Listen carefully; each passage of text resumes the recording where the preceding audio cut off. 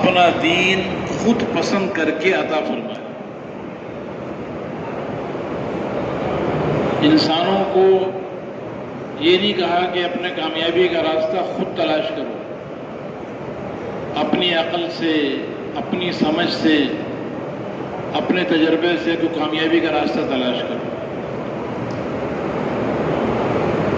بلکہ اللہ تعالیٰ نے خود اپنے بندوں کے لیے دنیا اور آخرت کی ساری کامیابیاں حاصل کرنے کے لیے خود اللہ تعالیٰ نے ایک طریقہ حیات اور ضابطہ حیات جس کو ساری کامیابیوں کی ضمانت قرار دیا، اور وہ اللہ کا دین اسلام ہے، خود اللہ نے پسند کر کے دے دیا۔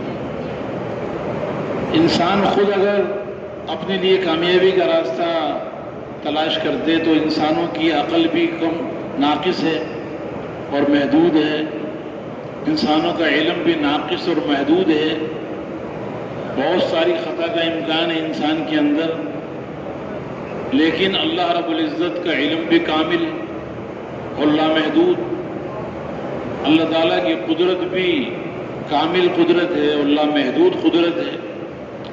اللہ تعالیٰ کا دیکھنا، سننا، اللہ تعالیٰ کا سمیع ہونا، بصیر ہونا، اس کا علیم ہونا، یہ ساری صفات میں اللہ تعالیٰ کامل ہیں، لامحدود ہیں۔ تو اللہ تعالیٰ کے سے تو خطا کا امکان ہی نہیں ہے، تو اللہ تعالیٰ نے خود جو راستہ کامیابی کے لیے متعین کیا ہر انسان کے لیے، تو اس کے علاوہ کسی اور جگہ کامیابی مل ہی نہیں سکتی۔ یعلم ما یلج فی الارض وما یخرج منها وما ينزل من السماء وما يعرج فيها۔ اللہ رب العزت تو بہت زبردست علم والے ہیں۔ جب اللہ نے خود اپنے بندوں کے لیے دین اسلام کو پسند کیا اور دین اسلام کو کامیابی کی ضمانت بنایا، دنیا اور آخرت میں عزت، اطمینان، سکون،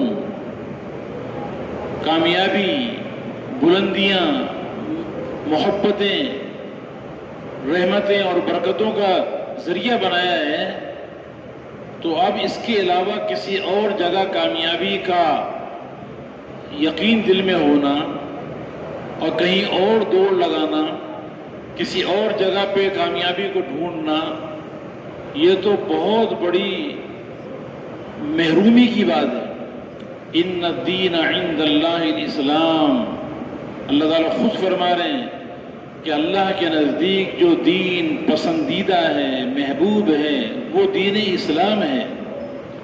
وَرَضِيتُ لَكُمُ الْإِسْلَامَ دِينًا، میں نے تمہیں دین اسلام کو پسند کر کے دیا ہے۔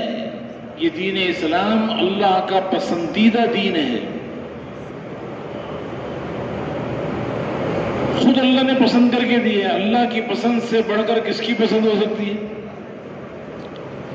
اور پھر دین اسلام وہ مبارک راستہ ہے کامیابی کا کہ جو بالکل آسان اللہ نے بنایا، کوئی مشکل نہیں بنائی اس میں۔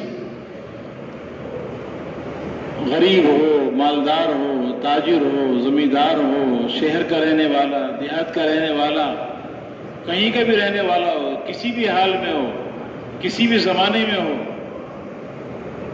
وہ اگر کامیابی چاہتا ہے، عزت چاہتا ہے، سکون چاہتا ہے، اپنے مسائل کا حل چاہتا ہے، تو ایک ہی راستہ ہے کہ اس دین کو اپنی زندگی میں اتار لے۔ اس کے لیے نہ مال کی ضرورت ہے، نہ عہدوں کی ضرورت ہے، نہ دنیا کے مادی نقشوں کی ضرورت ہے۔ مال ہو یا نہ ہو، عہدے ہو یا نہ ہو، نقشے تھوڑے ہوں، زیادہ ہوں یا بالکل نہ ہوں، بس ہر حال میں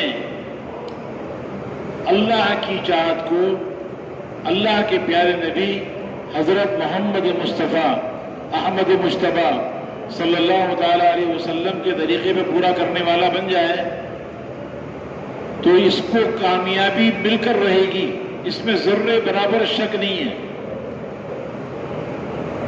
تو اتنا آسان کہ ہر ایک کر سکتا ہے۔ یرید اللہ بکم الیسر ولا یرید بکم العسر، اللہ تعالیٰ تمہارے لیے آسانیاں پیدا کرنا چاہتا ہے، اللہ تعالیٰ نے تمہارے لیے کوئی مشکل نہیں پیدا کرنا چاہتا، اس لیے دین کو بالکل آسان بنایا، اتنا آسان بنایا کہ انسان کی عین فطرت کے مطابق بنایا۔ فاقم وجہک للدین حنیفا فطرت اللہ التی فطر الناس علیہا، جو انسانی فطرت ہے وہ فطرت اسلام ہے۔ اس لیے ہر بچہ جو دنیا میں آتا ہے وہ اسلام کی فطرت پہ پیدا ہوتا ہے، مسلمان پیدا ہوتا ہے۔ اب اس کو جو ماحول دوسرا اگر مل گیا، والدین اس کے یہودی ہیں تو اس کو یہودی بنا دیں گے، یہودیت کا ماحول مل گیا، نصرانی تو نصرانی بنا دیں گے، مجوسی ہے تو مجوسی بنا دیتے ہیں۔ اللہ تعالیٰ نے تو اس کو پکا موحد اور مسلمان پیدا کیا ہے۔ کتنے اللہ کی مہربانیاں ہیں کہ بالکل عین فطرت کے مطابق چلنا آسان ہے، فطرت کے خلاف چلنا مشکل ہے۔ آج جو ساری دنیا پریشان ہے، مصائب میں گھری ہوئی ہے، ہر جگہ پریشانیاں ہیں۔ ایک گھر والوں کو دیکھا جائے تو ایک گھر والے پریشان ہیں، ایک فرد کو دیکھا جائے تو ہر فرد پریشان نظر آ رہا ہے، ہر گھرانہ پریشان ہے، ہر خاندان پریشانی کی شکایت کرتا ہے کہ بڑی پریشانیاں ہیں، بڑے مسائل ہیں۔ ایک شہر والے شہر کی سطح پہ دیکھیں تو وہ پریشان نظر آتے ہیں، ملک کی سطح پہ نظر آئے تو وہ پریشان نظر آتے ہیں، بین الاقوامی سطح پہ دیکھا جائے تو سب پریشان مصیبتوں میں نظر آ رہے ہیں۔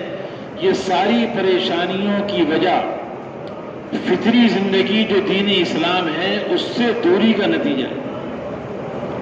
یہ مال کی قلت کی وجہ سے پریشانیاں نہیں ہیں کہ مال کم ہے۔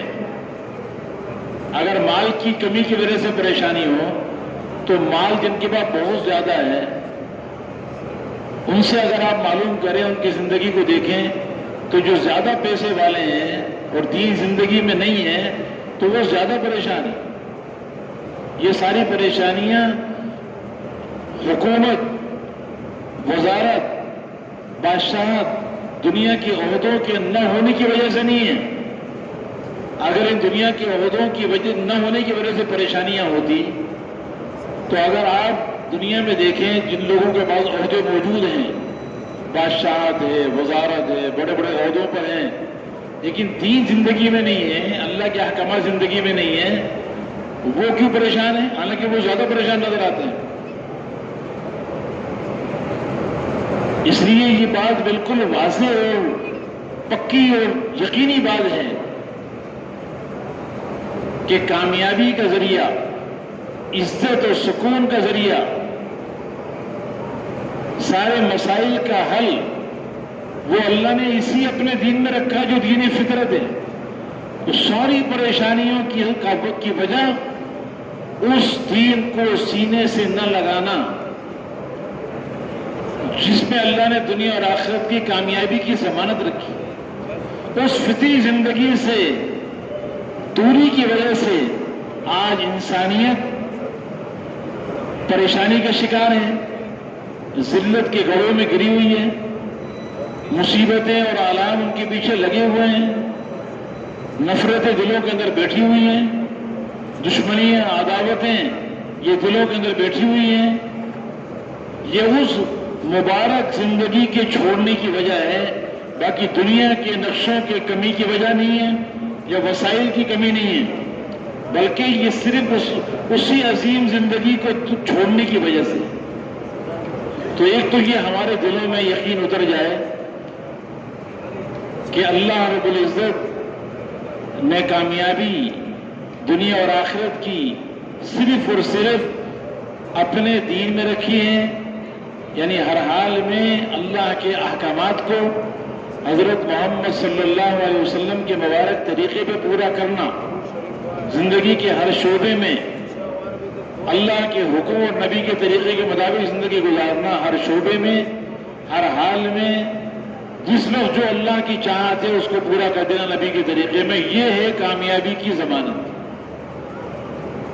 اور یہ جو دین زندگی میں آئے گا، اللہ کے احکامات زندگی میں آئیں گے، اس کے لیے اللہ تعالیٰ نے حضور اکرم صلی اللہ علیہ وسلم والی مبارک محنت کو آپ کے نہج اور طریقے پہ سبب اور ذریعہ بنایا۔ جب حضور صلی اللہ علیہ وسلم والی مبارک محنت آپ کے نہج پر اور آپ ہی کے طریقے پہ وجود میں آئے گی تو اللہ تعالیٰ انسانوں کی زندگیوں میں دین کو زندہ کریں گے۔ یہ محنت، یہ نبی والی محنت جس کو دعوت اللہ کہا جاتا ہے، جب یہ محنت صحیح طریقے کے ساتھ، صحیح نہج کے ساتھ، صفات مطلوبہ کے ساتھ، دن کی دعوت اور رات کی رو رو کر دعاؤں کے ساتھ، اسراف سے بچتے ہوئے، اپنے آپ کو کچھ نہ سمجھتے ہوئے، جب اس محنت والے اعمال میں دعوت، تعلیم، ذکر و عبادت اور خدمت، ان اعمال میں کو مقدم کرتے ہوئے اپنی حاجتوں پر، خواہشات پر جب محنت کی جائے گی تو یہ اللہ تعالیٰ کی سنت ہے کہ اللہ تعالیٰ دلوں کے اندر ہدایت کے نور کو ڈالیں گے، دلوں میں ہدایت کا نور آئے گا، ہدایت کی روشنی آئے گی، اور جب ہدایت کی روشنی دل میں آئے گی تو سینہ اسلام کے لیے کھل جائے گا، اور پھر پورے اسلام پر چلنا آسان ہو جائے گا۔ ایمانیات میں، اس لیے کہ اسلام نام صرف عبادات کا نہیں ہے، بلکہ اس میں عقائد بھی ہیں، ایمانیات بھی ہیں، عبادات کا صحیح نہج پر آنا بھی ہے، معاملات کا صحیح نہج پہ وجود میں آنا، معاشرت، رہن سہن، وہ بھی حضور اکرم صلی اللہ علیہ وسلم کے مبارک طریقے پہ ہو، صحیح طریقے پہ ہو، سیاست و قضا یہ بھی اللہ کے احکامات کے مطابق ہو، تو یہ پورا کا پورا دین زندگی کے تمام شعبوں میں دین اسلام زندگی میں آئے گا۔ غریبوں میں، مالداروں میں، تاجروں میں تجارت کا دین، زمینداروں میں زمینداری کا دین، غریبوں میں غربت کا دین، مالداروں کے اندر مالداری کا دین، مردوں میں مردوں کا دین، عورتوں میں عورتوں کا دین، یہ پورا دین زندگی میں آئے گا، اور اسلام دین کے لیے سینہ کھل جائے گا۔ اور اسلام کے لیے سینہ جب کھل گیا اس ہدایت کی روشنی کی وجہ سے، تو پھر کیا ہوگا؟ پھر احکامات میں کامیابی نظر آئے گی، ایمان میں کامیابی نظر آئے گی، اور کفر میں اور غلط یقین میں ناکامی نظر آئے گی۔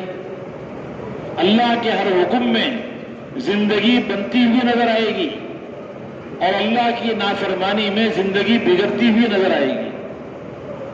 حضور صلی اللہ علیہ وسلم کی ہر سنت میں عزت ملتی ہوئی نظر آئے گی، اور آپ کی سنت کے خلاف غیروں کے طریقوں میں ذلت نظر آئے گی۔ جب وہ اس دعوت کی محنت کی برکت سے ہدایت کا نور جب دل میں آئے گا تو دنیا کی بے رغبتی، دنیا کی بے ثباتی اور دنیا کا کچھ نہ ہونا، یہ ساری دنیا جو کچھ اس کے اندر ہے یہ مچھر کا پر ہے، مکڑی کا جالا ہے، یہ دھوکے باز دنیا ہے، یہ دھوکے کا سامان ہے، یہ دنیا حقیر ہے، اس کی اللہ کے نزدیک کوئی حیثیت نہیں ہے، یہ اس کے دل کے اندر اترے گا اور اس دنیا کی رغبت اس کے دل سے ختم ہو جائے گی، دنیا سے دل اچار ہو جائے گا، اور ہمیشہ کے گھر یعنی جنت کا شوق پیدا ہو جائے گا، اور جنت والے اعمال میں یہ رات و دن اپنے آپ کو لگائے گا اور اس میں تھکائے گا، اور ان اعمال کو غالب کر کے چلے گا اور مرنے سے پہلے مرنے کی تیاری میں یہ لگے گا، تو گویا کہ اس مبارک محنت کے ذریعے، دعوت کی مبارک محنت کے ذریعے اللہ تعالیٰ ہدایت کا نور دلوں میں ڈالیں گے، اور جتنا یہ ہدایت کی روشنی اور ہدایت کا نور دلوں میں آئے گا، اتنا ہی اللہ کے اوامر میں اس کو کامیابی نظر آئے گی اور نبی کی سنتوں میں اس کو کامیابی نظر آئے گی، اور یہ اللہ کے احکامات پہ چلنے والا بنے گا، نبی کے طریقوں پہ چلنے والا بنے گا، اور پورا دین اس کی زندگی میں آئے گا۔ اور جب یہ دین زندگی میں آئے گا تو اللہ تعالیٰ اس کو، اس کی مصیبتوں سے اس کو نکال کر، اس کو اللہ تعالیٰ راحت عطا فرمائیں گے، ناکامی کی گڑھے سے نکال کر کامیابی کی چوٹی پر اللہ پہنچائیں گے، ذلتوں سے نکال کر عزت کی چوٹی پر اللہ پہنچائیں گے، دلوں میں سے نفرتیں اللہ تعالیٰ نکال کر دلوں میں محبتیں پیدا کریں گے، اور اللہ اس کی زندگی کو عافیت والی زندگی بنائیں گے، اس کی دنیا کی زندگی کو اللہ تعالیٰ قابل رشک بنائیں گے، اس کو دنیا میں پاکیزہ زندگی اللہ تعالیٰ دیں گے، محبتوں والی زندگی دیں گے، برکتوں والی زندگی اللہ اس کو دیں گے، اور اس کی دنیا کو بھی اللہ چمکائیں گے اور آخرت کو بھی چمکائیں گے۔ اور وہ محنت، جس محنت سے پورا دین زندگی میں آتا ہے، وہ محنت پہلے تو اللہ تعالیٰ نبیوں کو دے کے بھیجا کرتے تھے، اب چونکہ ہمارے اور آپ کے پیارے نبی حضرت محمد صلی اللہ علیہ وسلم خاتم النبیین ہیں، آپ کے بعد کوئی نیا نبی آنے والا نہیں ہے، اس لیے آپ کی نبوت قیامت تک چلے گی، اور آپ کی ختم نبوت کی برکت سے اللہ تعالیٰ نے ساری انسانیت پر رحم کھا کر ساری انسانیت کی ہدایت کا سامان بنایا، تاکہ یہ امت بے یار و مددگار نہ رہ جائے۔ پہلے تو ہدایت کی محنت کے نبی آتے تھے، اب نبی تو کوئی آئے گا نہیں، تو اب یہ محنت کون کرے گا؟ انسانوں کو ہدایت،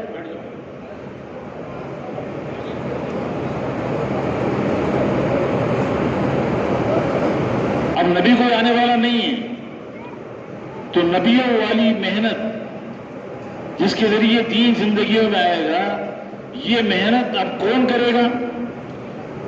اس لیے اللہ تعالیٰ نے اس امت پہ بہت اپنا خاص فضل کیا، اور خاص اس امت کا اکرام کیا، اور اس کو اعزاز دیا، اس کو یہ شرف دیا کہ اس کو اللہ تعالیٰ نے وہی کام اور وہ محنت جو ہدایت کا ذریعہ ہے، جس کے لیے انبیاء علیہ السلام آیا کرتے تھے، یہ امت نبی تو نہیں ہے لیکن نبیوں والا کام، ہدایت کی محنت والا کام، جس محنت کے ذریعے دین زندگیوں میں آئے، اللہ کا دین زندہ ہو اور اللہ کا کلمہ بلند ہو، اور انسانیت جہنم کی آگ سے بچے اور جنت میں جانے والی بن جائے، اس محنت کے لیے اللہ تعالیٰ نے اس امت کو چنا، اس امت کا انتخاب کیا، اس امت کو پسند کیا اس کام کے لیے، اسی اللہ تعالیٰ نے اعلان کیا، اور یہ اس امت کو خطاب کر کے کہا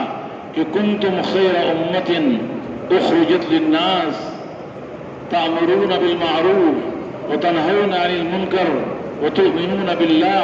اے امت محمدیہ، تم ساری امتوں میں بہتر ہو۔ 1,24,000 انبیاء علیہ السلام تشریف لائے پہلے، تو جتنی امتیں ان کی آئی ہیں، گویا کہ اللہ تعالیٰ فرما رہے ہیں کہ تم مجھے ان ساری امتوں میں سب سے زیادہ پیاری لگتی، سب سے زیادہ تم کو بہتر بنایا ہے، افضل بنایا ہے۔ حضرت نوح علیہ السلام کی امت سے زیادہ تمہیں بہتر بنایا ہے۔ حضرت شیس علیہ السلام، حضرت ادریس علیہ السلام، حضرت یسع علیہ السلام، حضرت موسیٰ علیہ السلام، حضرت عیسیٰ علیہ السلام، غرض یہ کہ سارے نبیوں میں جتنی امتیں آئی ہیں ان ساری امتوں میں سب سے زیادہ بہتر اور افضل اور اعلیٰ اور اشرف تمہیں بنایا گیا ہے۔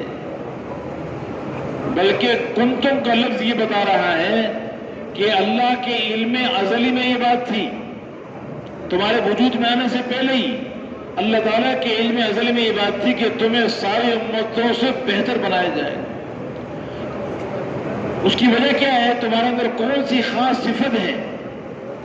کیونکہ آدمی کسی بھی چیز کی فضیلت دوسرے پہ جو ہوتی ہے اس کی کوئی امتیازی صفات کی وجہ سے ہوتی جو دوسرے میں نہیں ہوتی.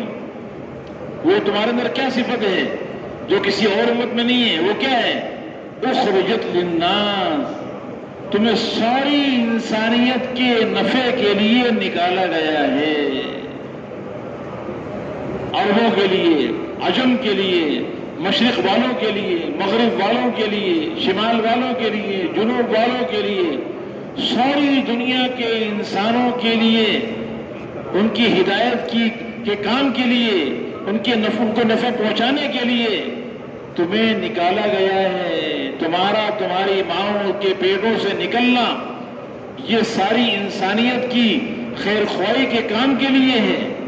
وہ کام کیا ہے کہ تم نیکیوں کو پھیلانے کی محنت کرو گے، برائی کو مٹانے کی محنت کرو گے، اللہ پر ایمان رکھو گے. یہ تمہاری فضیلت ہے، امتیازی صفت ہے. تمہیں اس کے لیے چنا گیا ہے. هو اجتباکم، تمہیں چنا ہے اللہ تعالیٰ نے اور تمہیں اس کے لیے پسند کیا ہے. قل هذه سبیلی ادعو الى اللہ علی بصیرۃ انا ومن اتبعنی. تاکید کے طور پہ اللہ تعالیٰ فرما رہے ہیں کہ میرے پیارے نبی آپ یہ کہہ دیجئے، اپنی امت کو بتا دیجئے کہ یہ ہے میرا کام، یہ ہے میرا راستہ، یہ ہے میرا مقصد حیات، یہ ہے میرا اصل منصب کہ میں لوگوں کو بلاتا ہوں اللہ کی طرف، اس یقین کے ساتھ کہ یہ بالکل حق ہے. اللہ کی طرف بلانا، اللہ کے دین کی طرف بلانا، اللہ کی عظمت اور بڑائی کی طرف بلانا، اللہ کے عوامر کی طرف بلانا، یہ میرا کام ہے، میرا بھی یہ کام ہے. اور میری اتباع کرنے والے ہر مسلمان کا جو مجھ پر ایمان لایا ہے اس کا بھی یہی کام ہے. تو ہم اور آپ بہت مبارکباد کے مستحق ہیں کہ اللہ تعالیٰ نے ہمیں اپنے پیارے نبی خاتم الانبیاء، امام الانبیاء، سید الاولین والآخرین، سید ولد آدم، دو جہاں کے سردار حضرت محمد صلی اللہ علیہ وسلم کا امتی بنا کر آپ والا کام اللہ نے ہمیں دے دیا. یہ بہت بڑی بات ہے. اب کام کیا ہے؟ محنت کیا ہے؟ کیا کرنا ہے اس امت میں؟ کیا ذمہ داری ہے ایک ایک مسلمان پر، ایک ایک امتی پر؟ کیا کام ہے؟ کیا ذمہ داری ہے؟ سب سے پہلی ذمہ داری یہ ہے، سب سے پہلا کام ہر مسلمان کا کہ وہ اس بات کی محنت کرے کہ غلط دلوں کے اندر سے غلط یقین نکلے اور اللہ کی اطاعت کا یقین دلوں میں آئے، صحیح یقین دلوں میں آئے. سب سے پہلی محنت لا الہ الا اللہ محمد الرسول اللہ کی محنت، اس بات کی محنت کرنا اور یہ آواز لگانا، گلی گلی پھر کر، گھر گھر، ایک ایک انسان کے پاس جا کر، بازاروں میں، میلوں میں، گھروں پہ جا کر، کام کی جگہوں پہ جا کر، گلی گلی اس بات کی محنت کرنا، ہر انسان کی خیر خواہی اور ہمدردی اور اس کی ہدایت کی چاہت کو دل میں لے کر اور بے غرض ہو کر ان کے پاس خود چل کر جانا اور جا کر یہ آواز لگانا کہ یا ایھا الناس قولوا لا الہ الا اللہ تفلحوا. اے لوگوں لا الہ الا اللہ کہہ دو، کامیاب ہو جاؤ گے. اللہ سے ہوتا ہے، اللہ کے غیر سے، اللہ کے ارادے کے بغیر کچھ نہیں ہوتا. اللہ ہی ہمارا معبود ہے، اللہ ہی ہمارا مقصود ہے، اللہ ہی ہمارا مطلوب ہے، اللہ ہی ہمارا محبوب ہے. اللہ کے علاوہ کوئی ہمارا معبود نہیں، اللہ کے علاوہ کوئی ہمارا مقصود نہیں، اللہ کے علاوہ کوئی ہمارا مطلوب نہیں، اللہ کے علاوہ کوئی ہمارا محبوب نہیں. یہ ساری کائنات کو بنانے والا اکیلا اللہ ہے. یہ نہ زمین تھی، نہ آسمان تھا، نہ سورج تھا، نہ چاند تھا، نہ ستارے تھے، نہ سمندر تھے، نہ درخت تھے، نہ دریا تھے، نہ انسان تھا، نہ جنات تھے، کچھ بھی نہیں تھا. لیکن ہمارا اکیلا اللہ موجود تھا. هو الاول والآخر والظاہر والباطن. وہی اول ہے، وہی آخر ہے، اور وہی ظاہر ہے، اور وہی باطن ہے. اس نے اکیلے نے اس ساری کائنات کو بنایا ہے. یہ آسمان خود نہیں بنا، اللہ کے ارادے سے بنا ہے. یہ زمین خود نہیں بنی، اللہ کے امر سے بنی ہے. یہ سورج و چاند یہ خود نہیں پیدا ہوئے. ان کا پیدا کرنے والا اکیلا اللہ ہے. دنیا کے سارے درخت یہ خود نہیں پیدا ہو گئے، بلکہ اللہ نے ان کو بنایا ہے. ساری کائنات کا پیدا کرنے والا اکیلا اللہ ہے. وہی خالق ہے. کائنات کا ذرہ ذرہ اسی نے پیدا کیا ہے.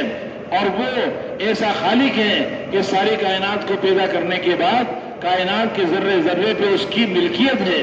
کہ اللہ ملک السماوات والارض. یہ آسمان بھی اللہ کی ملکیت میں ہے، زمین بھی اللہ کی ملکیت میں ہے، سورج و چاند بھی اللہ کی ملکیت میں ہے. وہ اکیلا خالق بھی ہے اور وہی اکیلا مالک بھی ہے. اس ساری کائنات کا اکیلا پیدا کرنے والا، پیدا کرنے میں اس کا ساتھ کوئی شریک نہیں ہے، اور ملکیت میں بھی کوئی شریک نہیں ہے. اور اس ساری کائنات پہ اسی اللہ کا تصرف ہے. وہ جس طرح چاہے اس ساری کائنات کو استعمال کر لے. وہ ساری دنیا میں جتنی چیزیں ہیں ان چیزوں کا بنانے والا بھی اللہ ہے، اور سارے حالات کا بنانے والا بھی اللہ ہے. ایسا نہیں ہے کہ چیزیں تو اللہ نے بنا دی اور حالات چیزوں کے ذریعے آ رہے ہیں. دنیا کی چیزیں کم ہیں تو حالات بگڑ جائیں گے، اور چیزیں زیادہ ہوں گی تو حالات درست ہو جائیں گے. ایسا نہیں ہے. حالات کا تعلق چیزوں کے کم اور زیادہ ہونے سے نہیں ہے، دنیا کے نقشوں کے کم اور زیادہ ہونے سے نہیں ہے، بلکہ حالات بھی مخلوق ہیں اور ان کا پیدا کرنے والا بھی اکیلا اللہ ہے. کامیابی اور ناکامی یہ اللہ کے قبضے میں ہے. عزت و ذلت کا مالک اکیلا اللہ ہے. نفع اور نقصان کا مالک اکیلا اللہ ہے. خوشیاں اللہ کے ارادے سے آتی ہیں اور غم اور پریشانیاں بھی اللہ کے ارادے سے آتی ہیں. وہ اللہ بڑی قدرت و طاقت والا ہے. اس اللہ نے دنیا اور آخرت میں کامیابی کے لیے، اپنے خزانوں سے فائدہ اٹھانے کے لیے، اپنے خزانوں سے براہ راست استفادے کے لیے اس نے اپنے احکامات نازل کیے ہیں. اپنے احکامات نازل کیے ہیں. ہر حال میں اللہ کے احکامات نازل ہو رہے ہیں. اللہ کے احکامات اللہ کے خزانوں سے لینے کا ذریعہ ہے. جب بندے اللہ کے احکامات کو اللہ کے پیارے نبی کے طریقے سے پورا کریں گے تو اللہ کے خزانوں سے براہ راست لینے والے بن جائیں. یہ یقین دلوں کی زینت بنے. یہ دل صحیح یقین سے مزین ہو. اس انسان سے سب سے پہلا مطالبہ یہ ہے، اور سب سے پہلی ہماری محنت یہ ہے کہ انسان تجھے اللہ نے بنایا ہے، بنایا ایک گندے قطرے سے.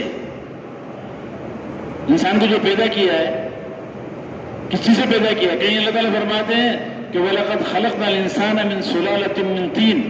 ہم نے انسان کو کھنکھناتی ہوئی مٹی سے پیدا کیا، اور پھر اس کو ماں کے رحم کے اندر نطفہ بنا کے رکھا.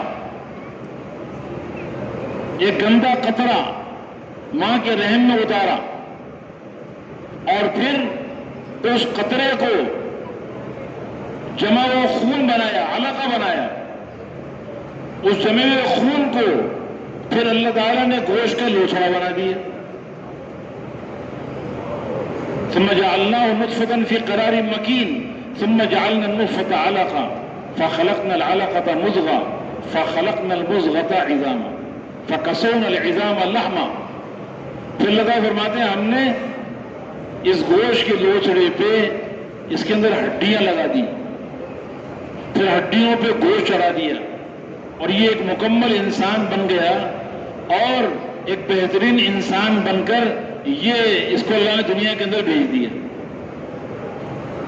اے انسان، تجھے اللہ نے پیدا کیا ہے کھنکھناتی ہوئی مٹی سے، سڑی ہوئی مٹی سے، من حمأ مسنون. گارے اور پانی کو ملا کر جب ڈال دیا جائے نا تو اس سے مٹی سڑ جاتی ہے، اس سے بدبو آ رہی ہوتی ہے. اس سے آدم علیہ السلام کا لوتھڑا بنایا گیا. آدم علیہ السلام کو اس کی ذریعے ان کو بنایا گیا. تو گویا کہ سڑی ہوئی مٹی، کھنکھناتی ہوئی مٹی سے انسان بنا، گندے قطرے سے بنا. جس چیز سے بنایا جا رہا ہے وہ چیز بالکل بے حیثیت چیز ہے، لیکن اے انسان تجھے بنایا سب سے زیادہ حسین. جس چیز سے بنایا وہ چیز بہت بے قیمت اور بے حیثیت، لیکن تجھے اتنا خوبصورت بنایا ہے، اتنا خوبصورت بنایا ہے. لقد خلقنا الانسان فی احسن تقویم. 4 چیزوں کی قسم کھا کے اللہ تعالیٰ فرما رہے ہیں کہ اے انسان، میں قسم کھاتا ہوں انجیر کی، زیتون کی، طور سینا پہاڑ کی، اس امن والے مکہ کے شہر کی.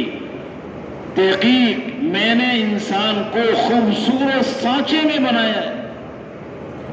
تو اتنا خوبصورت ہے کہ جس سانچے میں بنایا گیا ہے اس سانچے کے حسن کا کوئی مقابلہ نہیں کر سکتا. تو جس انسان کو سانچے میں بنایا وہ کتنا خوبصورت ہے. تو اللہ نے اپنی قدرت دکھائی ہے کہ بالکل ایک بے قیمت چیز سے اتنی قیمتی چیز بنا دی. انسان کائنات کا دولہا انسان ہے. اتنا خوبصورت بنایا انسان تجھے کہ تو فرشتوں سے بھی زیادہ خوبصورت ہے. اور کیوں اتنا خوبصورت بنایا؟ کہ تجھے اللہ نے اپنے لیے بنایا. کس کے لیے بنایا؟ ہاں، اللہ نے اس کو اپنے لیے بنایا ہے، اپنے لیے بنایا. اس لیے ہر نبی کی پہلی محنت یہ ہے کہ انسان تجھے اللہ نے اپنے لیے بنایا ہے، اس لیے اپنے دل کو اللہ کے غیر سے خالی کر لے. اللہ کے غیر کا یقین دلوں سے نکل جائے، اللہ سے ہونے کا یقین دلوں میں آ جائے، مخلوق سے زندگی بننے کا یقین دلوں سے نکل جائے، ایک خالق سے زندگی بننے کا یقین دلوں میں آ جائے، مال سے زندگی بننے کا یقین دلوں سے نکل جائے، اعمال سے زندگی بننے کا یقین دلوں میں آ جائے، دنیا کی فکر ختم ہو کر آخرت کی فکر پیدا ہو جائے. اے انسان، تجھے سب سے خوبصورت بنایا ہے، اس لیے اپنی خوبصورتی کو خراب نہ کر. اگر تیرے دل میں غلط یقین ہوگا تو تیرا حسن بیکار ہو جائے گا. تیری خوبصورتی کو باقی رکھنے کے لیے تجھے اللہ نے ایمان کا حکم دیا. وَعْلَمْ أَنَّهُ لَا إِلَهَ إِلَّا اللَّهُ. اس کا یقین دل میں اتار لے کہ اللہ کے علاوہ کوئی معبود نہیں، اللہ کے علاوہ کوئی مقصود اور مطلوب نہیں، اللہ کے علاوہ کوئی چیز لگانے کے قابل نہیں، اللہ کے علاوہ کوئی کام بنانے والا نہیں، اللہ کے علاوہ کوئی مسائل کو حل کرنے والا نہیں، اللہ کے علاوہ کوئی زندگی بنانے والا نہیں. یہ یقین دلوں کی زینت بن جائے اور غلط یقین جو کہ گندگی ہے، نجاست ہے، وہ غلط یقین دلوں کے اندر سے نکل جائے. مشاہدے کا یقین، تجربے کا یقین، اللہ کے غیر کا تاثر، اللہ کے غیر کا یقین دلوں سے نکل جائے. جہاں جہاں سے ہوتا ہوا نظر آ رہا ہے وہاں سے یقین ہٹ جائے اور ایک اللہ سے ہونے کا یقین دلوں کی زینت بن جائے. جب یقین دلوں میں آئے گا تو یہ دل بھی خوبصورت بن جائے گا. اس لیے کہ اس انسان کے دل کو خوبصورت بنانے کے لیے وہ اللہ جو سب سے خوبصورت ہے، فتبارک اللہ احسن الخالقین، جو سب سے زیادہ خوبصورت ہے بنانے والوں میں، وہ اللہ اندر میں آئے گا دل میں تو یہ دل بھی خوبصورت بن جائے گا. جب وہ اندر میں یقین آئے گا، اللہ کی ذات کا یقین، ایمان اللہ کے تعلق کا نام ہے، ایسا اللہ سے گہرا تعلق ہو جائے کہ پھر اللہ کی نافرمانی مشکل ہو جائے، اللہ کی احکامات کو پورا کرنا آسان ہو جائے. جب یہ ایمان دل کی زینت بنتا ہے اور اللہ سے تعلق قائم ہوتا ہے تو پھر اللہ کے احکامات اور نبی کے طریقے اس کو سب سے زیادہ لذیذ معلوم ہوں گے. سب سے زیادہ محبوب ترین چیز اللہ کے اوامر سے نظر آئیں گے. اور ہر حال میں یہ اللہ کے احکامات کو پورا کرنے والا بنے گا. گویا کہ پورے دین کو اپنی زندگی میں لانے والا بنے گا. دین کو بھی اللہ نے سب سے خوبصورت دین دیا ہے ہمیں. انسان بھی سب سے خوبصورت اور اللہ تعالیٰ احسن الخالقین بنانے والوں میں سب سے زیادہ خوبصورت جو دین اللہ نے دیا ہے وہ دین بھی سب سے زیادہ خوبصورت. وَمَنْ أَحْسَنُ دِينًا مِمَّنْ أَسْلَمَ وَجْهَهُ لِلَّهِ. پھر جو اللہ نے ہمیں نبی دیا، جس نبی کے طریقوں کی دعوت دی گئی ہے، جس نبی کی سنتوں کی طرف دعوت دی گئی ہے، وہ نبی بھی سب سے خوبصورت دیا گیا. سارے نبیوں میں سب سے زیادہ خوبصورت آمنہ کا لال امام الانبیاء سرکار دو عالم حضرت محمد مصطفیٰ صلی اللہ تعالی علیہ وسلم ہے. ان کے طریقوں کو اختیار کرنا. آپ کو اللہ نے سب سے زیادہ خوبصورت بنایا تو نبی بھی اللہ نے سب سے زیادہ خوبصورت دیا، دین بھی سب سے زیادہ خوبصورت دیا.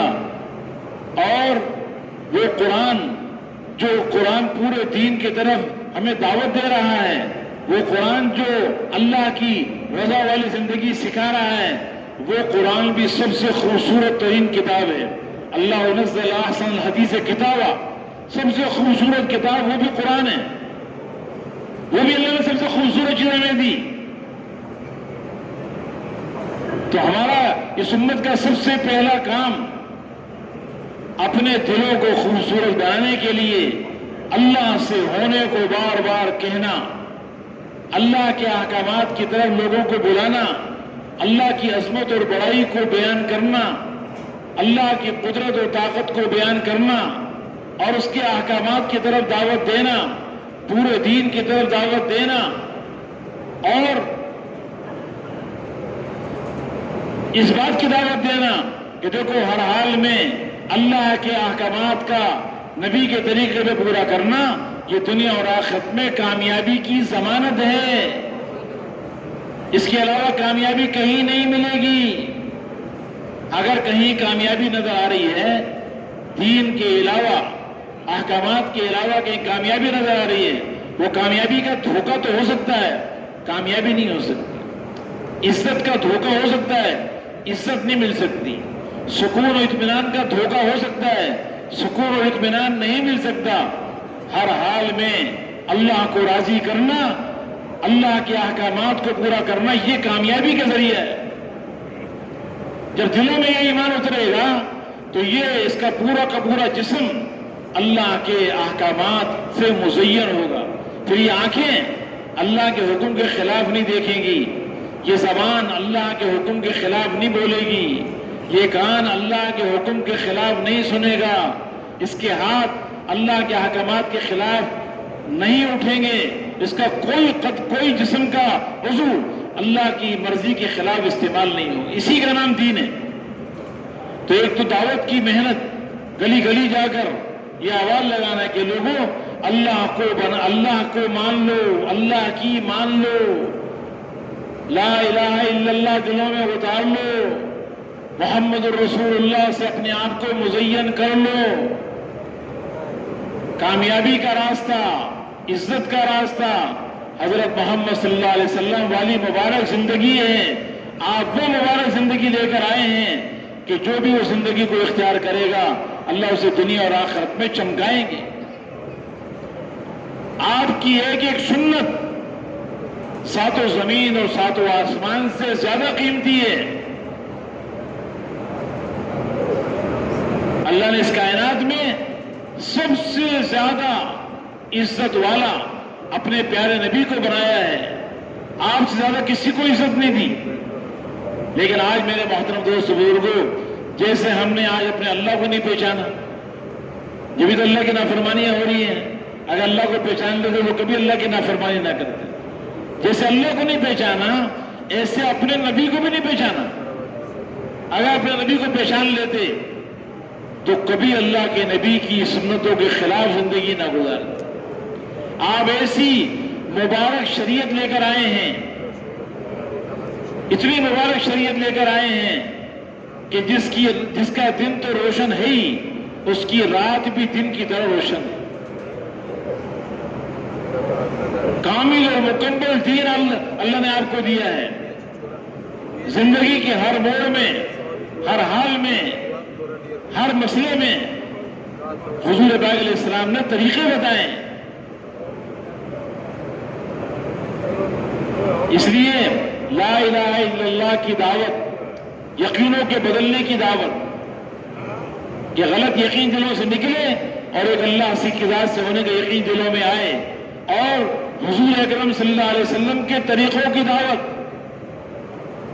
یہ حضور صلی اللہ علیہ وسلم کی سنتیں، آپ کے جو طریقے ہیں وہی کامیابی کی ضمانت ہے۔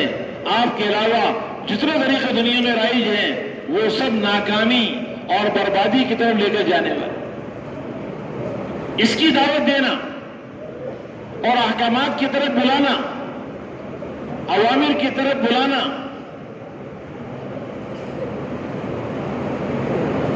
اور پھر عبادات میں سب سے بڑی عبادت وہ نماز کو بنایا گیا۔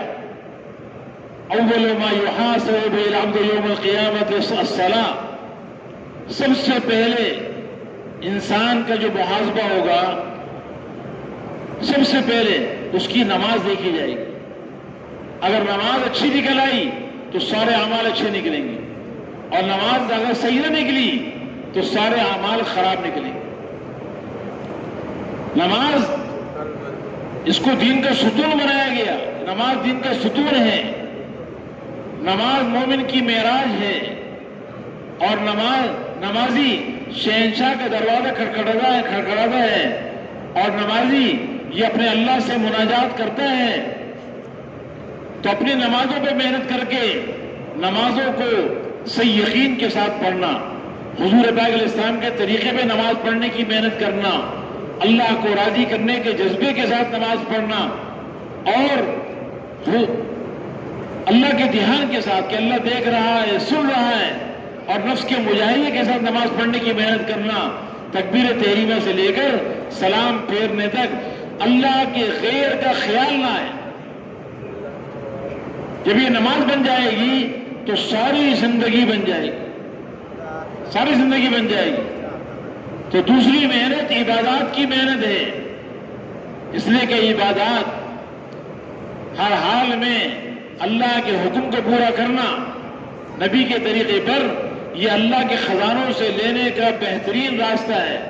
اللہ کے خزانوں سے استفادے کے لیے اللہ تعالیٰ نے ہمیں ملک اور مال نہیں دیا، بلکہ اپنے احکامات دیے ہیں، اور اپنے نبی حضرت محمد صلی اللہ علیہ وسلم کے طریقے دیے ہیں۔ جب بھی کوئی حاجت پیش آ جائے تو نماز پڑھ کر اللہ سے مانگنا۔ فرمایا صلو کما رأیتمونی اصلی، ایسی نماز پڑھو جیسے مجھے نماز پڑھتے ہوئے دیکھ رہا ہوں۔ تو اپنی نمازوں کو اعلیٰ سے اعلیٰ بنانا، جس پہ زکوٰۃ فرض ہے وہ اپنی زکوٰۃ کو ادا کرے۔ زکوٰۃ کے ادا کرنے سے اس کا سارا مال اللہ پاک کر دے گا۔ نماز، اگر نماز خشوع خضوع والی بن گئی، نماز کی حقیقت وجود میں آ گئی، تو نماز ہر فحش کام سے، ہر گناہ کے کام سے روک دے گی۔ زکوٰۃ صحیح طرح ادا کرے گا تو اللہ تعالیٰ اس کے سارے مال کو پاک کر دیں گے، اور اس کے اندر سے بخل کو نکال دیں گے۔ رمضان کے روزے آئے اور یہ روزے کو آداب کے ساتھ صحیح طرح روزہ رکھے گا، اللہ اس کے اندر تقویٰ کو پیدا کر دے گا۔ حج اللہ نے فرض کیا ہے، اگر حج کا نصاب موجود ہے اور یہ حج اس میں فرض ہو چکا ہے تو حج ادا کرنے سے اللہ تعالیٰ اس میں اطاعت کا مادہ پیدا کر دے گا، اور ہر حال میں حضور پاک علیہ السلام کا کامل یہ متبع بنے گا، اور اس کی زندگی احکامات کے مطابق ہو جائے گی۔ تو عبادات کو صحیح کرنے کی محنت، خود بھی یہ محنت کرنا، ہر مسلمان کو اس محنت کے لیے تیار کرنا، خود بھی داعی بننا، ہر ایک کو داعی بنانا، روزانہ قرآن پاک کی تلاوت کرنا، یہ اللہ کا کلام ہے. اللہ کے کلام سے زیادہ اللہ کے تقرب کا کوئی ذریعہ نہیں ہے. یہ قرآن پاک وہ اللہ کی کتاب ہے جو ایسی سفارش کرنے والی ہے کہ اس کی سفارش کبھی رد نہیں ہوگی، اور ایسے جھگڑالو ہے کہ اس کا جھگڑا ہمیشہ تسلیم کیا جائے گا. جو اس کو اپنے آگے رکھے گا قرآن کو، یہ اس کو جنت میں لے جائے گا، اور جو قرآن کو پیچھے کر دے گا یہ اس کو جہنم میں گرا دے گا. تو روزانہ قرآن پاک کی تلاوت، اس کا اہتمام، موقع موقع کی دعاؤں کا اہتمام، اس لیے کہ جو مسنون دعائیں ہیں انہوں نے قبولیت کا راستہ دیکھا ہوا ہے. یہ فوراً دعائیں قبول ہوتی ہیں، اور اللہ کا ذکر کثیر کرنا تاکہ دلوں کے اندر سے سختی نکل جائے، اللہ کی معرفت کا نور دلوں میں آ جائے، دل نرم ہو جائیں، اللہ سے تعلق قائم ہو جائے. ذکر کرنے والا یہ ذکر کے ذریعے اللہ کا بہت مقرب ترین بندہ بن جاتا ہے. جو غفلت کے ماحول میں ذکر کرتا ہے، حدیث پاک میں آتا ہے ذاکر اللہ فی الغافلین کالمقاتل خلف الفارین. غفلت کے ماحول میں ذکر کرنے والا ایسا ہے جیسے جہاد کے میدان میں لوگ بھاگ رہے ہوں اور یہ اکیلا کھڑا ہوا دشمن کا مقابلہ کر رہا ہو. غفلت کے ماحول میں ذکر کرنے والا ایسا ہے جیسے پورا درخت خشک ہو چکا اور اس میں ایک ٹہنی تر نظر آ رہی ہے، یا ایک تاریک کمرہ ہے اس میں چراغ جلا دیا گیا. اس لیے ذکر کے ذریعے اللہ سے تعلق قائم کرنا، خود بھی ان اعمال کا اہتمام کرنا، اور ہر مسلمان کو ان اعمال کا کرنے والا بنانا اور ان اعمال کا داعی بنانا، اور پھر اپنے اخلاق کو اعلیٰ سے اعلیٰ بنانے کی محنت کرنا.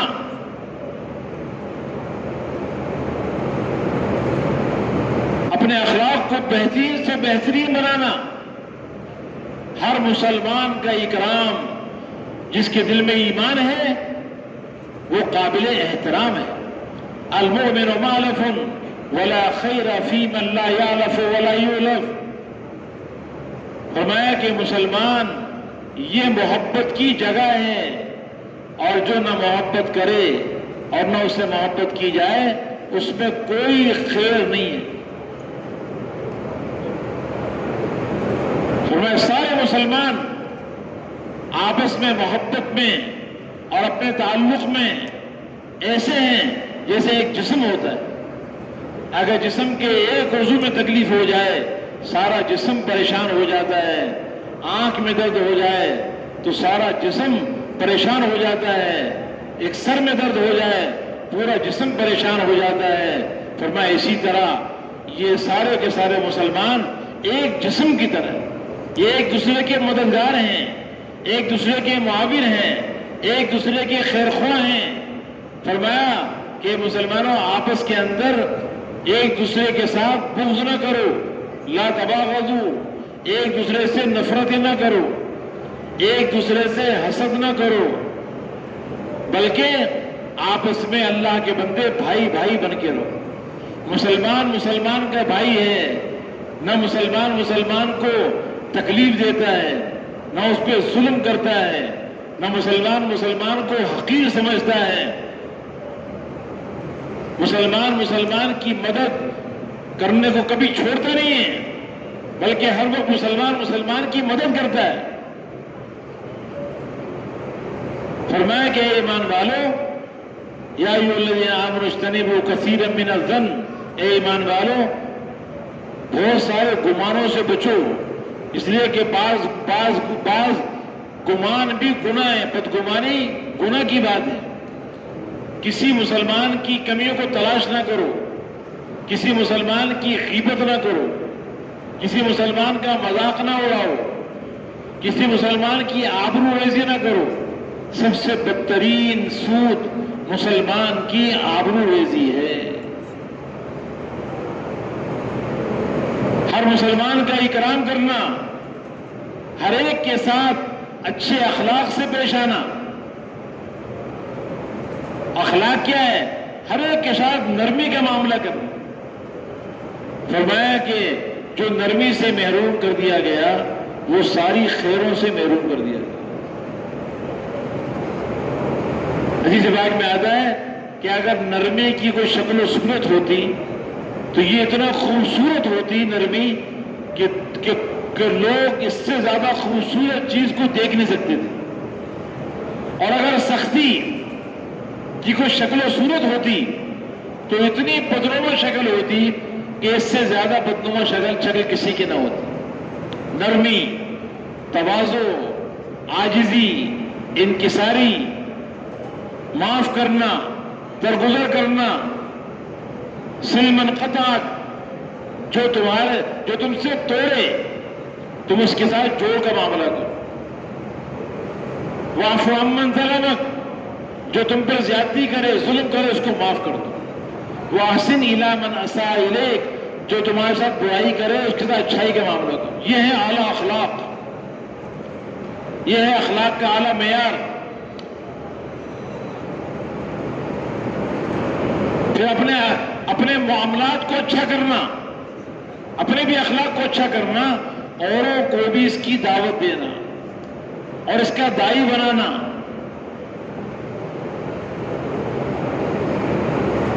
اپنے معاملات، لین دین، کاروبار، اس کو حرام سے پاک کرنا.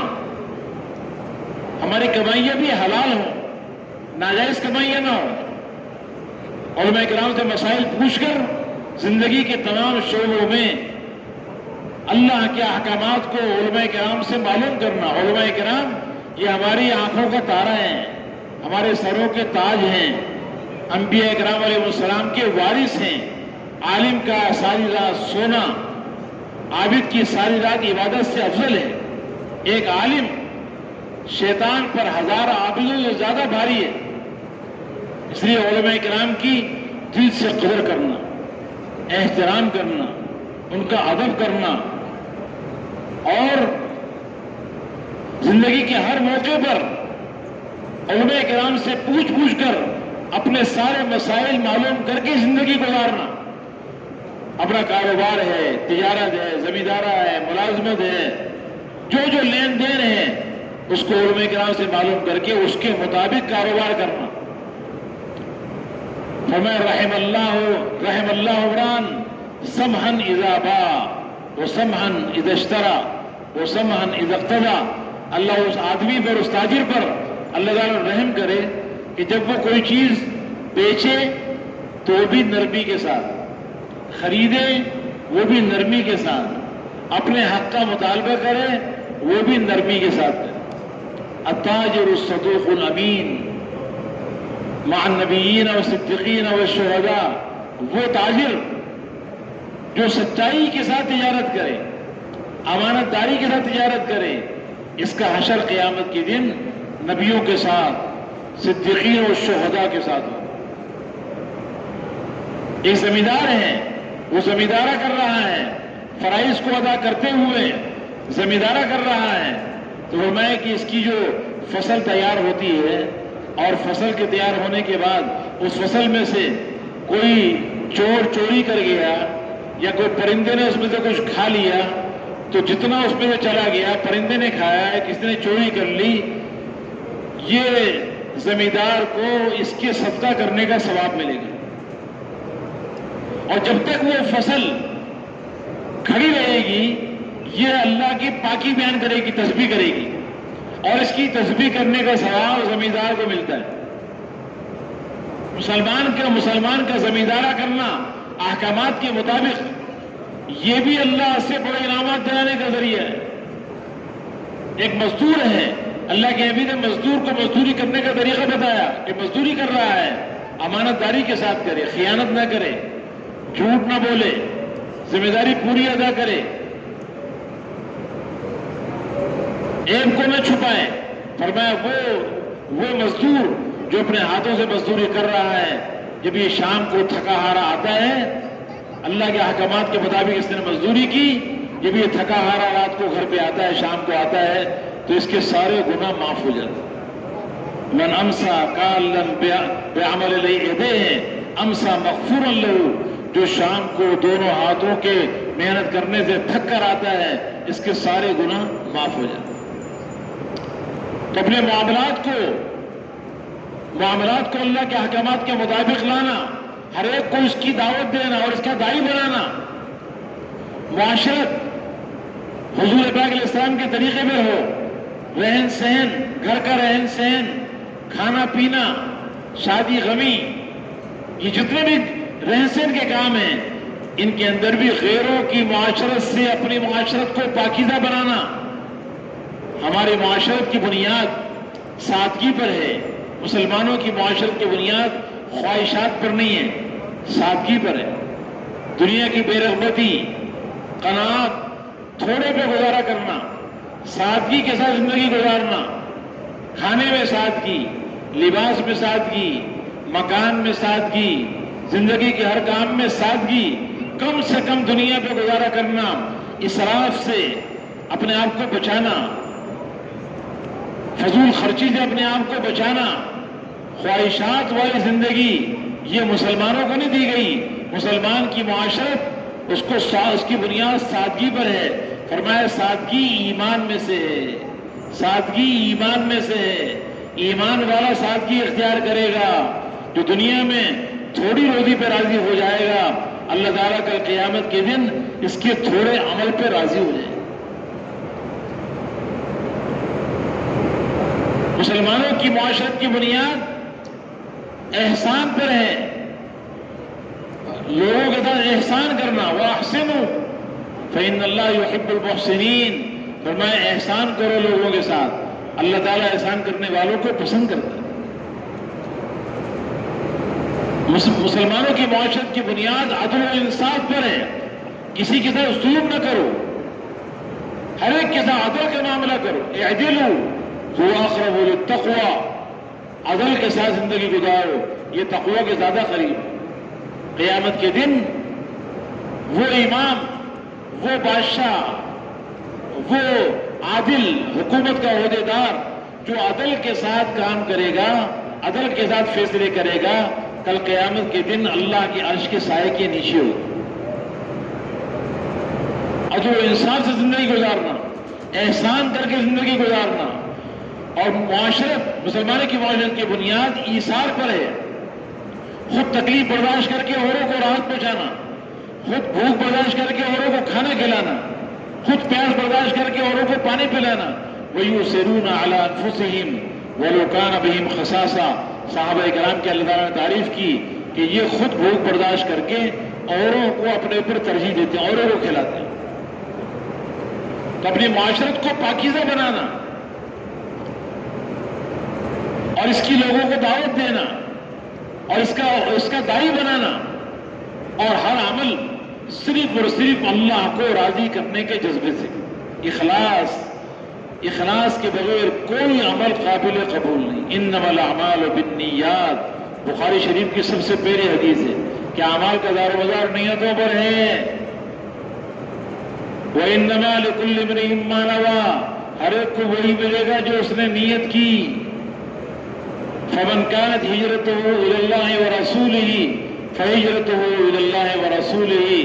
جس کی ہجرت اللہ کے راستے میں نکلنا، گھر بار کو چھوڑنا، جس کی یہ ہجرت اللہ اور اللہ کے رسول کے لیے ہے، یہ ہجرت اللہ کے رسول کے یہاں مقبول ہے. اور وَمَنْ كَانَتْ هِجْرَتُهُ لِدُنْيَا يُصِيبُهَا أَوْ امْرَأَةٍ يَنكِحُهَا فَهِجْرَتُهُ إِلَىٰ مَا هَاجَرَ إِلَيْهِ. اور جس کی ہجرت دنیا کے لیے ہے تو دنیا تھوڑی مل جائے گی. عورت کے لیے ہے، عورت مل جائے گی، نکاح ہو جائے گا، بس وہی ملے گا جو نیت کی. اس لیے ہر عمل میں اللہ کی رضا کو مقصود بنانا کہ اللہ راضی ہو جائے. آپ نے فرمایا معاذ اپنے عمل میں اخلاص پیدا کرنا، اخلاص سے کیا ہوا تھوڑا سا عمل بھی کافی ہو جاتا.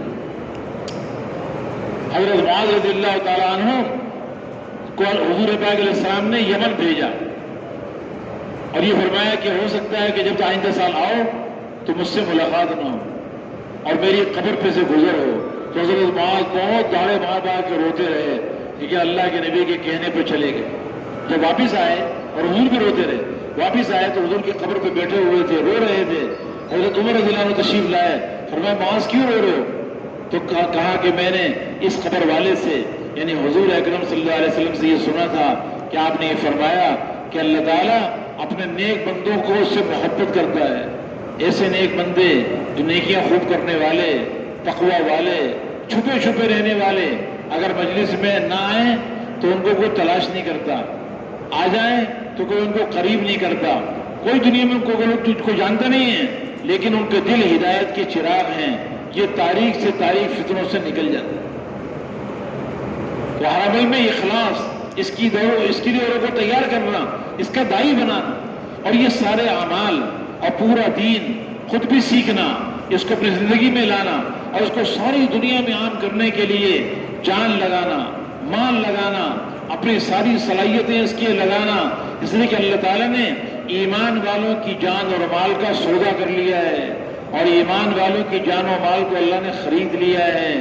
ان اللہ اشترى من المؤمنین انفسهم واموالهم بان لهم الجنہ. اللہ تعالیٰ نے ایمان والوں کی جان و مال کو جنت کے بدلے خرید لیا ہے. یہ جان ہماری نہیں ہے، اب مال ہمارا نہیں ہے، حالانکہ جان اور مال اللہ نے دی ہے، یہ اللہ کی دی ہوئی امانت ہے. اس کے باوجود اللہ تعالیٰ فرما رہے ہیں کہ میں نے تمہاری جان و مال کو جنت کے بدلے خرید لی. یہ جان بھی اللہ پہ قربان ہو جائے، اللہ کا دین دنیا میں زندہ ہو جائے، اس کے لیے جان لگ جائے، مال لگ جائے کہ اللہ کا دین دنیا میں زندہ ہو، اللہ کا کلمہ بلند ہو، انسانیت جہنم کی آگ سے بچ جائے، جنت میں جانے والی بن جائے. اس کے لیے قربانیاں دینا، اپنے آپ کو اس کے لیے پیش کرنا، اور اس کو اپنی سعادت سمجھنا کہ اللہ کا یہ ساری دنیا میں زندہ ہو جائے. اس کے لیے میں نے اللہ کے لیے اپنے آپ کو قربان کرنا ہے.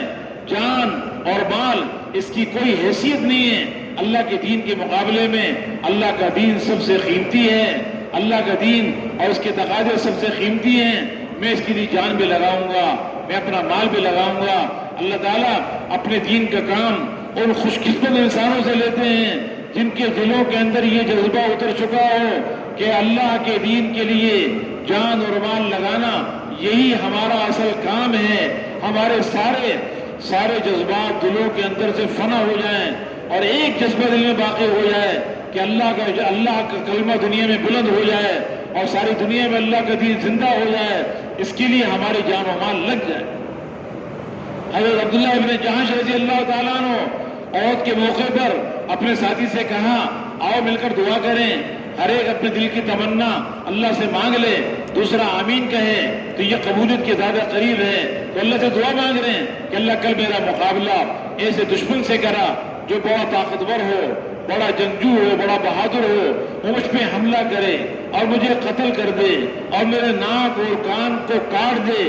کل قیامت کے دن جب تو پوچھے کہ عبداللہ فیما جدع انفک وأذنک یا عبداللہ، اے عبداللہ تیرے ناک اور کان الگ الگ کیوں کاٹ دیے گئے؟ تو میں کہوں کہ تیرے رسول کے راستے میں کاٹے گئے. تو کہے کہ ہاں واقعی سچ ہے، میرے رسول کے راستے میں کاٹے.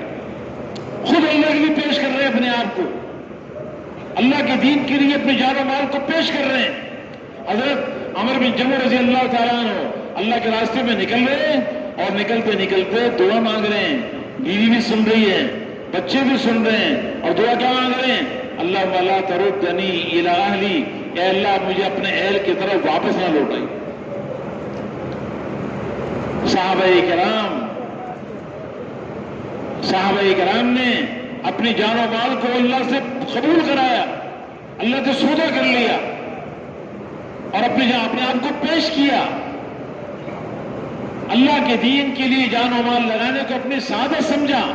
اللہ نے ان کا انتخاب کر لیا. پوری دنیا میں اپنے کلمے کو بلند کرنے کے لیے اللہ تعالیٰ نے صحابہ کرام کا انتخاب کیا. حضرت سعد بن ابی وقاص رضی اللہ تعالیٰ عنہ نے خط لکھا حضرت عمر رضی اللہ تعالیٰ عنہ کو، اور اس میں لکھا کہ میرے ساتھ ایسے لوگ ہیں جو اللہ کے راستے میں جان دینے کو، شہادت کو ایسے محبوب رکھتے ہیں جس طرح اجمی لوگ شراب کو محبوب رکھتے ہیں.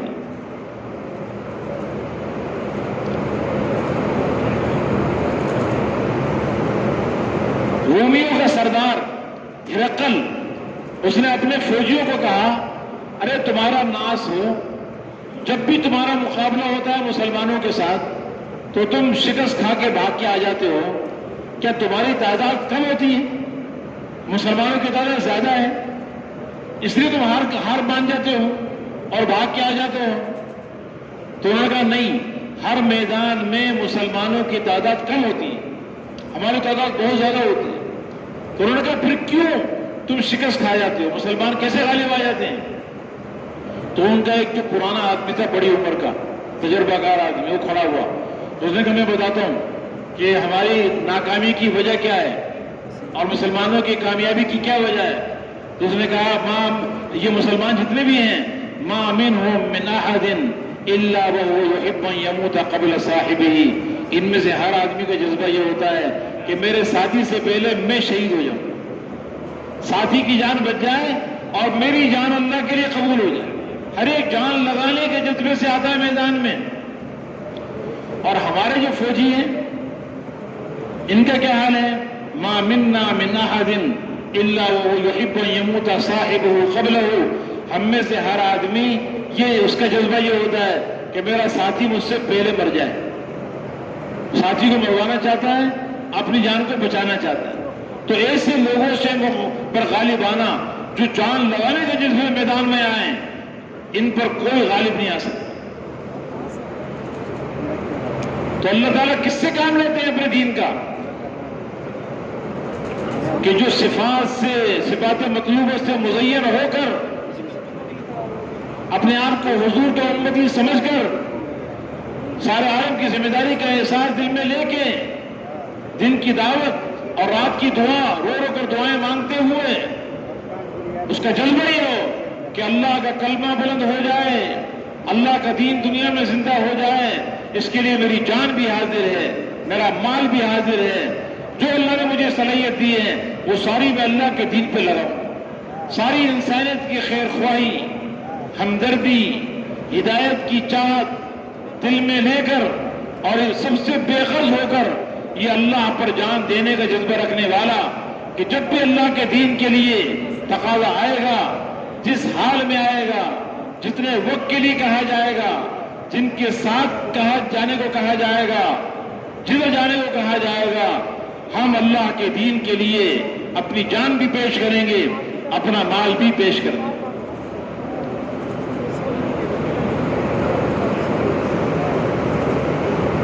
یہ کام تو اللہ نے قبول کر لیا، اب تو ہم اس کے محتاج ہیں کہ اللہ ہمیں اس کے لیے قبول فرما۔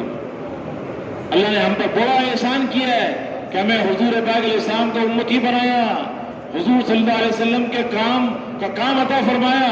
اب اس کی قدردانی یہ ہے کہ اپنی ساری زندگی کو، اپنے ساری کی ساری صلاحیتوں کو اللہ کے کلمے کے بلند کرنے کے لیے ہم لگا ڈالیں۔ یہ زندگی ایک بار ملی ہے، یہ دوبارہ نہیں ملے گی۔ جب جسم میں سے روح نکل گئی اب دوبارہ کبھی بھی روح نہیں ڈالی جائے گی، اب دوبارہ موقع نہیں ملے گا۔ اس لیے فرمایا زندگی کو غنیمت جانو موت سے پہلے، فراغت کو غنیمت جانو مشغولی سے پہلے، جوانی کو غنیمت جانو بڑھاپے سے پہلے، نعمتوں کو غنیمت جانو تکلیف کے آنے سے پہلے۔ اللہ نے موقع دیا ہوا ہے۔ آج اگر یہ جان و مال لگ گئی اللہ کے دین پر تو یہ قیمتی بن جائے گی، اور اگر یہ دنیا میں زیادہ لگ گئی، دین پہ نہ لگی، تو جسے دنیا بے حیثیت اور بے قیمت ہے، یہ جان مال بھی بے قیمت ہو جائے۔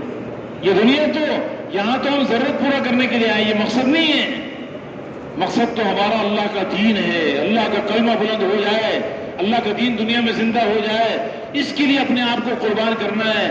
میرے محترم دوستو بزرگوں، اس کے لیے آج تک ہم سے اس دین کی محنت میں جو ہم سے کوتاہی ہوئی ہے، سستی ہوئی ہے، غفلت ہوئی ہے، اس پر ہم اللہ سے دل سے معافی مانگیں اور ساری امت سے توبہ کرائیں۔ یہ بہت بڑا گناہ ہے، بہت بڑا جرم ہے، اس لیے کہ اس محنت کے چھوٹنے سے پورا دین زندگیوں سے نکلا، فرائض زندگیوں سے نکلے، واجبات نکلے، سنتیں نکلی۔ دعوت ام الحسنات ہے، ساری نیکیوں کی ماں ہے، جب ماں ہی نہیں ہوگی اولاد کہاں سے آئے گی؟ اس دعوت کی محنت کے چھوٹنے کی وجہ سے ساری دنیا گناہوں سے بھر گئی، فرائض مٹ گئے، یہ ہمارا بہت بڑا جرم عظیم ہے، اس پر ہم بھی توبہ کریں، ساری امت سے توبہ کرائیں اور آئندہ کے لیے عزم کریں کہ انشاءاللہ اب جو باقی زندگی ہے ہم نے بھی اور ساری امت کو اس پہ تیار کرنا ہے کہ باقی زندگی اللہ کے دین کو مقصد بنا کے ہم زندگی گزاریں گے، اللہ کے دین کو سیکھنا، اس کو اپنی زندگی میں لانا اور اس کو ساری دنیا میں لے کے پھرنا، یہ ہمارا کام۔ یا تو اللہ کا کلمہ دنیا بلند ہوگا یا ہماری قبریں دنیا میں جا کے بنیں گی، جس کے لیے سب تیار ہیں نا انشاءاللہ۔ نیت تو سارے کرتے ہیں، اب یہ بتاؤ بھائی یہ نیت کرنے کے بعد اس مجمع کے اندر ایسے کون کون سے خوش قسمت ہیں جو نیت کرتے ہیں کہ انشاءاللہ ہم نقد 4 مہینے کے لیے تیار ہیں، جن کا ابھی تک 4 مہینے نہیں لگے، ابھی تک 4 مہینے نہیں لگے، اب وہ نیت کریں کہ ہم نقد 4 مہینے لگائیں گے، اور خاص طور